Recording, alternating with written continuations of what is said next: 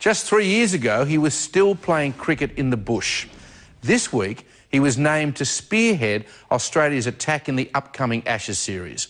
But Phillip Hughes isn't just any player. At only 20, he's already being compared to some of the greats. You're about to meet a young man facing huge expectations, but taking it all in his stride.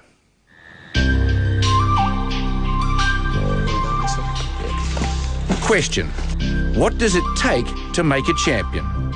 Answer: bananas. Heaps of them. 12 hectares, in fact.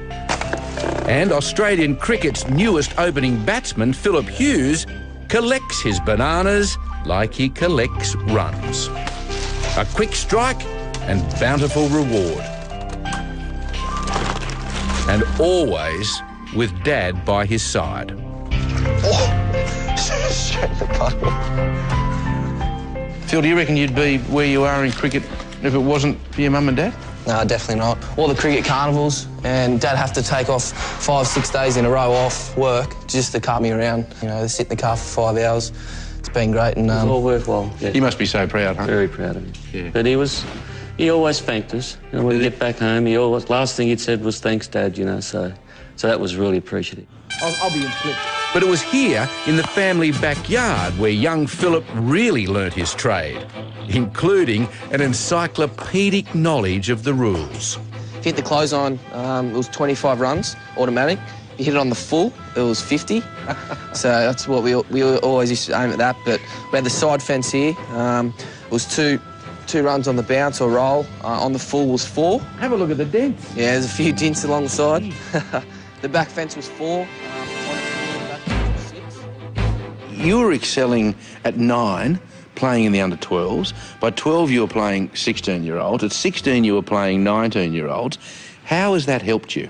I've always been the youngest and playing guys that are always older. They don't step back on you. They'll come on the front foot with you and they'll give it to you, and that's probably gave me a lot of confidence. Barely 20, he's still taking on the big boys, only now on the world stage. In February, he replaced the mighty Matthew Hayden as opening batsman on tour against South Africa. To receive my bag of green off Ricky Ponting the morning of the first game, you know, it was unbelievable, and I was actually shaking when I received it, and I was speechless. Oh, I just flopped on the bed, I did. I was very excited for him. We were over the moon, actually, and we just we started to jump up and down, and it was just wonderful. And then he stepped out to bat. You're in Joburg in South Africa. Your mum and dad are over there on their very first overseas trip. The whole town of Maxville is rooting for you. The pub's chock-a-block, and you get a duck. Oh no! What a way to start! How did you feel? It couldn't have happened any worse. Desperate moment for Phil. I don't know how to describe it. You know, there was hurt and disappointment, and we just sat there and we swallowed. felt for him. But I mean, I took the view then, let's cricket. You know, the Yarpies were merciless in their sledging on you, because they were saying that you were no Matthew Hayden. They didn't miss. It was actually after that first game they come out and said a lot of things about, you know, I run away from the ball and he's no Matthew Hayden or Langer or this type of thing. So that made me very hungry for the second test. He sure was. He made the South Africans eat their words. In the next test, not only did he smash 115 in the first innings, but he backed that up with 160 in the second, becoming the youngest cricketer in history to hit 2 centuries in the same test. Justin Langer calls him the smiling assassin. Do you like that? I love it. I love it. The smiling assassin just kept smiling at them. Definitely, you know, that's all I could do, walk down and smile at them. Back in the northern New South Wales town of Maxville, it was a very Aussie homecoming for this hometown hero.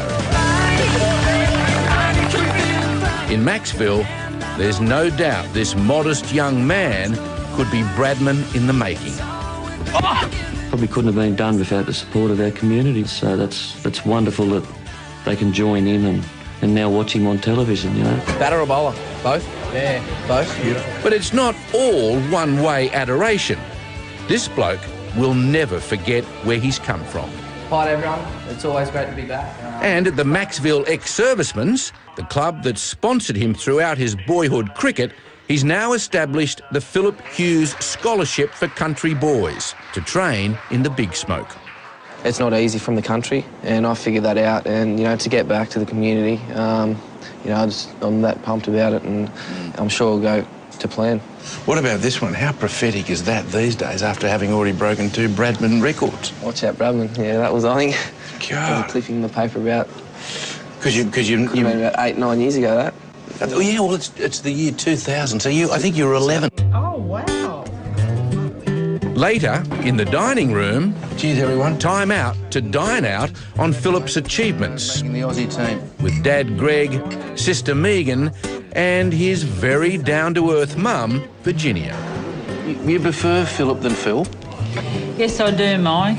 Yes, with 2 L's. I've never been able to call him Phil, so it's always Phillip. Different tones of Phillip. Phillip. Look at Phillip. me. Look at me. What's it like having a famous brother? Yeah, it's different, but, you know, he's always been my brother. It's pretty cool to have him on the TV and the papers and everything, and at school a few more people talk to me, but nah. He'll always be Phillip to me, and yeah, I love him heaps, so I'm lovely. Very proud of him, so yeah. On the full of the back fence was 6. We had the chook pen, that was 6. On the 4, on the rolls, on the bounce was 4. We had this little garden patch here, that was 2 on the bounce. In a year or so, he could be earning up to $500,000 a year, probably a household face in Australia and famous in other countries. Could all of that change him? No, I don't believe so, you know. He's there to play cricket, and I don't think it'll change him, you know. Because of his foundation too? Yes. His family? Yeah. So the boys give you a hard time over your diamonds in your ears, the country boys? Yeah, when I get back there, there's a bit of cheek there. What do they say? Turn into the city boy now, have ya? That's one thing he reckons he'll never turn into. Big paydays may be just around the corner, but the land is in his heart and soul. If all goes to plan, that's what I want to do with my dad. Is to hopefully get a pretty big property and get Angus stud cattle on there. And, you know, that's my dream, the next little dream.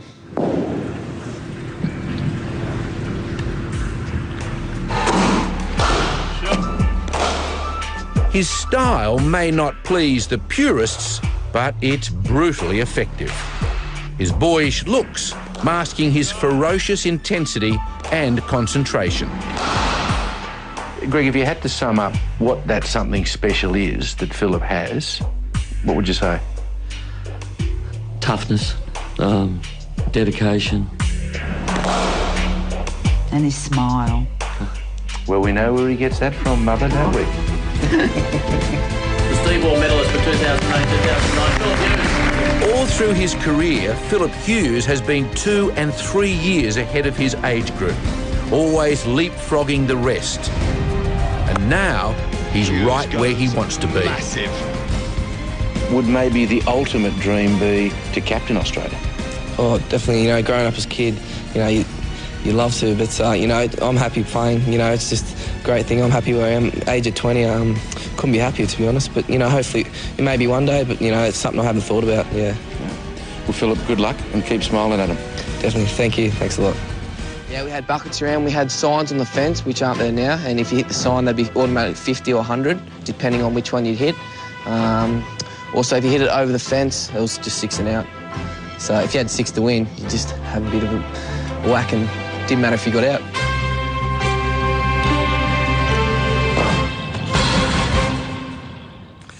And Phillip has already put the Poms on notice while playing county cricket in England. His run rate has been greater than Don Bradman's during his first tour there in 1930.